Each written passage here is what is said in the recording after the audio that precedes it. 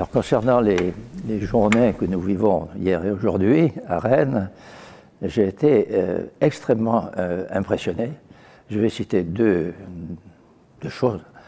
1 300 000 objets à Rennes.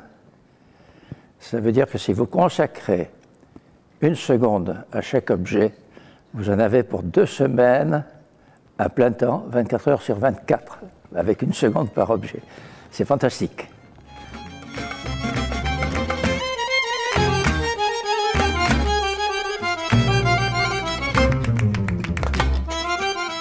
J'étais incroyablement impressionné par la journée. Bien sûr, il y a un côté de ces collections qui est universel. Donc tu vois des thermomètres, tu vois des instruments de chirurgie, tu vois des instruments de physique, tu vois des collections d'insectes, de mammifères un peu partout. Mais ce qu'elles nous disent ici, particulièrement à Rennes, c'est l'évolution des sciences et de son enseignement et de sa recherche dans le contexte de Rennes. Donc, par exemple, il y a au patrimoine de la santé, au patrimoine de l'hôpital, il y avait des objets qui étaient américains à cause du lien Deuxième Guerre mondiale entre Rennes et l'hôpital, en fait, était américain. Aussi, la question Dreyfus dans le lycée. Donc, il y a tous ces niveaux qui, simultanément, distinguent les collections dans chaque moment, dans chaque temps, dans chaque espace d'enseignement et recherche, et qui les valorisent. Mais pour ça, il faut les rechercher, les étudier, les valoriser. Il semble qu'on ait un appareil qui soit en très bon état, en meilleur état que n'importe quel appareil en France. Il y en a un semblable de Geff au musée Ampère près de Lyon, complet. Et il y en a quelques autres, il y en a un à Londres. C'est un appareil, disons, de 1925 par là, parce que, étant donné qu'il y a Coolidge, le tube de Coolidge, c'est du début des années 20. Il faut penser qu'en radiologie, il y a 2 types de tubes. Les tubes ioniques, c'était les tout premiers. Et après, on a inventé les tubes de Coolidge. Coolidge, c'était un Américain, qui était beaucoup plus efficace. Il y avait le cathode qui était chauffé, donc il y avait une émission d'électrons. C'était beaucoup plus puissant. Il ne fallait pas se préoccuper, le tube était dur, le tube était mou, etc. etc. Donc bref. Mon grand-père a eu le premier appareil privé de radiologie au Tessin, c'est-à-dire dans la partie de la Suisse. Je me souviens encore les photos du premier, moi j'ai eu le deuxième. Mais le premier, c'était pas loin de là, puisqu'il a ouvert son cabinet en 1927. Donc il avait quelque chose de semblable avec des gros kénotrons et tout. On voit les vitrines avec le matériel du XVIIIe siècle. Poumon d'acier, vous avez reconnu le poumon d'acier? Un système péristaltique allemand. Poumon d'acier, poliomélite.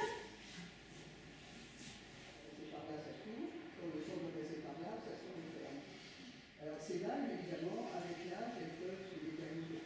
J'ai calculé que même si on part d'un rythme cardiaque au repos de l'heure.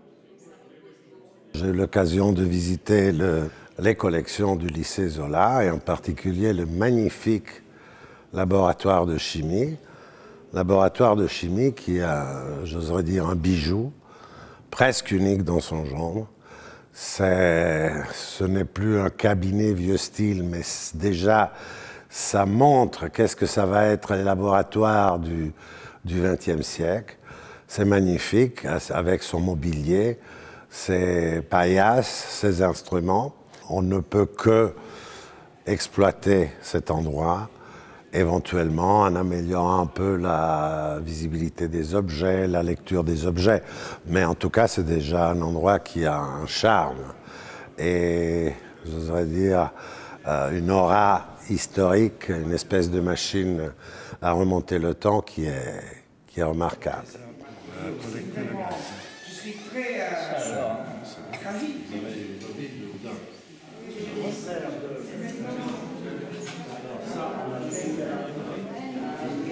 partie en bas, c'était le primaire, la partie en haut, c'était le secondaire. C'est un modèle différent. Avant celui-ci, c'est un modèle de Islands. Ici, c'est le modèle après. Et c'est très tôt pour un modèle après. Parce que le modèle après, c'est 1910 à peu près. C'est des modèles comme ça, hein, parallèles, avec l'infrastructure de gaz et l'infrastructure au milieu. C'est plus efficace du point de vue de... Il n'y a pas, tout d'abord, beaucoup de laboratoires de chimie originaux. Parce que ces espaces sont des espaces qui se rendent très tôt obsolètes. Ils sont adaptés, ils ne sont pas vraiment 10 ans, dans 10 ans, 20 ans, ils sont transformés parce que la chimie se transforme, etc. La façon d'enseigner se transforme, etc. Donc, tout d'abord, trouver un laboratoire qui a été construit dans les années 850 à peu près, c'est déjà une rareté. En plus, ce laboratoire en particulier a une valeur de... il est un modèle de laboratoire avec les banques de laboratoires parallèles. C'est un modèle très spécifique avec l'infrastructure de gaz et d'eau au milieu. C'est un modèle qui apparaît en général plus tard en Europe et aux États-Unis. C'est un modèle qui apparaît au début du XXe siècle. Donc, celui-ci est construit, plané, dessiné 50 ans avant. C'est ça qui est très intéressant aussi. Donc, c'est un laboratoire qui est d'ailleurs le laboratoire moderne qu'on voit aujourd'hui dans toutes les facs de sciences, instituts de recherche. C'est le même modèle, mais en fait, c'est le plus ancien que j'ai vu en Europe. C'est 50 ans avant l'autre que je connaissais, qui est à l'université de Porto, de Lisbonne, de Portugal. Donc c'est important parce qu'il a été préservé, et il a été préservé avec la collection, l'archive totalement in situ, et aussi parce que c'est un modèle qui précède les laboratoires de chimie de ce type dans 50 années. Et donc c'est très très très important, et la singularité de laboratoire dépasse largement le lycée, Rennes et même la France. C'est une chose qui devait être connue et reconnue par la communauté scientifique, des chimies, des historiens et le public en général. Je ne sais pas s'il est déjà classé ici, hein. C'est pas classé monument historique, il devait l'être absolument. Mais au-delà de ça, on peut parler aussi classement au niveau européen, par exemple patrimoine européen, ou on peut penser à European Chemical Society, à un label de Historical Landmarks de la chimie. Et ce serait très bien que ce laboratoire soit classé comme historique landmarks, espace iconique de la chimie pour la France. Ce serait le premier, parce qu'il n'y a pas en France. Et ce qui est vraiment, le bâtiment, c'est vraiment spectaculaire. C'est l'Empire, c'est presque un lycée impérial, bien qu'il ait été refait en fin 19e. Mais ça montre comme l'État voulait se montrer, nous sommes là, nous sommes ici, la science, la connaissance, c'est vraiment fait partie exacte de la moelle, de l'avance de la société. Donc le bâtiment répond à une situation comme ça. Donc l'espace physique, c'est vraiment d'intérêt les conserver, les visiter. L'ensemble, c'est vraiment, je ne sais pas si c'est monument historique, mais devait être. Sinon, si l'on n'est pas, bien sûr, je suis de l'opinion que ça devait être un monument historique classé. Ouais. D'un point de vue international, à part cette dimension locale et nationale de la France, du point de vue international, il y a eu deux collections qui m'ont vraiment, que j'ai pas vu tellement. Et j'ai vu pas mal de collections dans tout le monde, soit dans les écoles secondaires, soit dans les universités, les instituts, laboratoires de recherche, etc. La première a été ici, à l'université de Rennes 1. C'était la collection de Mathurin-Méheut, les collections de 12 toiles qu'il a données pour l'Institut de géologie, maintenant qui sont au musée de géologie de l'université. C'est vraiment quelque chose hors de série, extraordinaire, parce que d'habitude, l'illustration scientifique, l'illustration des animaux, des plantes, des minéraux, avait des règles. Il fallait représenter la nature en tant que la nature était. Donc on ne voit pas la créativité, on ne voit pas vraiment ailleurs le moderne. Le moderne, c'est complètement défendu. On peut pas, l'artiste ne peut pas avoir des libertés. Et en fait, ce qu'on voit ici, c'est un artiste qui est créatif, qui dépasse le niveau de la pure représentation et donc qui donne un sens, une perspective, un regard complètement différent sur les collections. Et ça, c'est très rare. J'ai pas vu, j'ai même pas vu, je pense, j'ai essayé de discuter avec Paolo Breni, où est-ce qu'on avait vu ça, et en fait, il y a quelque chose pareil au Carnegie Museum, aux États-Unis, mais c'est dans le domaine clairement du figuratif. C'est pas ce qu'on a vu.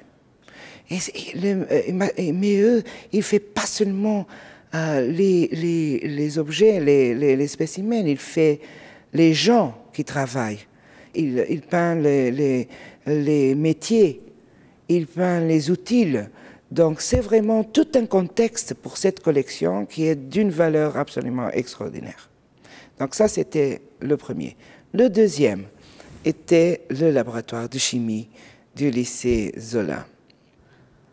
La visite des collections de minéralogie et de rochers, c'est plus pratique, plus agréable que la visite des collections de biologie. Moi, je trouve que ce sont vraiment des très très bonnes collections et assez nombreuses. Il y a beaucoup d'exemplaires animaux naturalisés. Par contre, je crois que c'est, bon, disons, l'exposé, c'est un peu coincé, comme si on aurait profité d'un endroit qui n'a été pas dessiné pour contenir ces collections. Et je crois qu'il fallait, ce serait une bonne idée de les donner de plus d'espace, de plus de visibilité. Tout l'ensemble, toutes les collections considérées comme une unité, c'est vraiment intéressant pour la recherche, je crois encore, et pour la diffusion de la connaissance de la zoologie, qui au présent, paraît-il, qui reste un peu comme un arrière face aux avances de la biologie moléculaire, de la biologie, on peut dire, moderne. Hein? Voilà. Alors je crois que récupérer les collections d'histoire naturelle, c'est une façon vraiment jolie de montrer la zoologie au grand public, tant qu'aux étudiants, et que ça peut servir encore pour la recherche scientifique. C'est vrai que la recherche maintenant en zoologie mène par des routes différentes que le collectionnisme disons, du 19e, mais c'est vrai aussi que les pièces conservées encore peuvent subministrer, on peut nous donner des informations sur les ADN, etc., qu'on peut tirer de ces pièces collectionnées avec les techniques actuelles. Donc la conservation, ça devait être une obligation, naturellement au point de vue de la recherche, mais surtout pour la diffusion de la façon de faire science, de ces spécimens étranges qui sont conservés de cette façon et il n'y a pas une autre. Et par contre, on peut trouver aussi de ces spécimens qui sont en danger ou en péril d'extinction maintenant, et à partir des collections scientifiques, nous pouvons attirer pas mal de données. Et moi qui étais physicien, hein, j'ai été sidéré par la complexité des relations quand le collègue nous a parlé des parasites, la biologie des parasites. C'est fantastique. Par ailleurs, une chose qui m'a frappé énormément, c'est la qualité des démonstrations, des guides que nous avons eus, qui sont des scientifiques professionnels, évidemment. Mais c'était passionnant, absolument passionnant. On pourrait faire ça avec un générateur de basse fréquence, mais je préfère avec des diapasons. Je passe avec les diapasons. Composé de la bourse piézoélectrique de Pierre Curie. C'est une lame de quartz sur laquelle, quand on tire dessus ou quand on pousse dessus, qui génère des charges électriques. Cet électromètre ne sert en réalité qu'à mesurer des charges électriques qu'on compare l'une aux autres. Les charges qui sont développées dans le quartz et les charges qui sont développées dans la chambre d'ionisation. Ça, c'est la deuxième partie qui m'a beaucoup impressionné à Rennes, c'est le rôle de toutes ces associations. Que c'est d'ailleurs une chose spécifique, d'une certaine façon spécifique de la France, qui a un mouvement associatif très important. Et ces associations, soit ACEIST, soit Mélicor, soit CPHR à l'hôpital, soit Rennes Sciences, ce sont des associations qui mobilisent et qui étudient et qui donnent un sens à tout ce patrimoine, et en faisant ça, d'une certaine manière, donnent de l'information, mais en même temps demandent de la responsabilité des institutions. Parce que c'est aux institutions là, qui jouent dernièrement la responsabilité de préservation. Et donc, mais sans les associations, ce serait très difficile.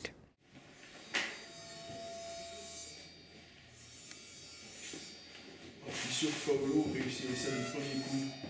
Oh. En vidéo, on a... Très bien. Voilà. Ça commence.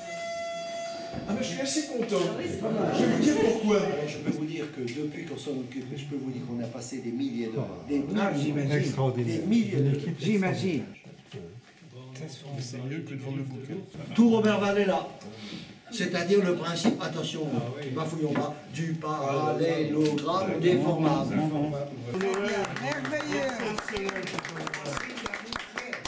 Tous les jeudi après-midi, il nous donnait un objet. Par exemple, il nous a donné cet objet. Derrière le matériel, il y a les histoires des hommes et des femmes. Mais il y en a plein. Bah moi, ce que j'ai apprécié le plus, c'est vos commentaires et vos petites histoires. Mais pour revenir au côté pédagogique, c'est comme tout. Ça, c'est un peu les fondations de la connaissance scientifique, médicale, tout domaine de la science. Si on n'a pas les fondations, c'est plus difficile de construire quelque chose. Ouais. Certainement, les collections de Rennes, prises dans leur ensemble, ont un poids spécifique assez important, et je suis certain qu'elles peuvent être aussi non seulement intéressantes pour les étudiants, les professeurs ou les historiens, mais elles peuvent représenter un pôle d'intérêt aussi pour les touristes, dans certains tourismes, disons, culturels, qui peuvent aller voir le musée des Beaux-Arts, mais aussi des témoignages historiques qui ne sont pas forcément artistiques, mais qui sont des témoignages de l'histoire de l'éducation, de l'histoire de la ville, de l'histoire d'une communauté. Et certainement, il s'agit d'un patrimoine très important, non seulement pour l'histoire de l'université et des institutions précédentes, mais pour l'histoire de l'éducation et pour l'histoire locale, l'histoire de Rennes, l'histoire de la Bretagne et l'histoire culturelle en général. Évidemment, n'étant pas dans le centre de la ville, les collections ne sont pas, disons, très confortables pour les touristes ou pour les gens qui n'ont pas des intérêts spécifiques. Donc, je pense personnellement qu'il serait idéal, envisageable de pouvoir avoir en ville l'étage d'un palais historique dans lequel exposer ces collections. Et encore plus puisque, si vous voulez, les collections n'ont pas de lien strict avec les bâtiments dans lesquels elles sont conservées maintenant. C'est des bâtiments modernes, ce n'est pas des bâtiments historiques. Donc, il ne serait pas mauvais de déplacer les collections et de les mettre dans un endroit plus accessible, dans disons, un parcours scientifique dans la ville de Rennes. Un autre outil qui pourrait augmenter l'intérêt pour les collections sont les vidéos. J'ai fait l'expérience de faire plusieurs vidéos scientifiques dans lesquelles je repropose avec des collègues des expériences classiques de la physique du 19e. Et les gens sont très intéressés à ça, puisque une des premières choses qu'on me demande quand on vient visiter ma collection, c'est « Ah, on aimerait bien voir fonctionner l'objet, voir l'expérience, etc. » Évidemment, étant des objets historiques, des objets patrimoniaux, il n'est pas envisageable de les utiliser tous les jours comme si c'était dans une salle de classe. C'est compliqué, c'est délicat, ce sont des objets fragiles, c'est pas possible. Mais il serait possible, une fois pour toutes, de filmer une démonstration, faire une vidéo de quelques minutes, claire, bien fait, qui illustre l'utilisation et le fonctionnement de l'instrument. Et ça, certainement, c'est un des moyens qui permettent de rendre une collection plus lisible, puisque les instruments scientifiques sont souvent hermétiques à la plupart des gens. Ils ne parlent pas d'eux-mêmes, il faut les faire parler, et les vidéos, c'est une des possibilités qu'on a aujourd'hui.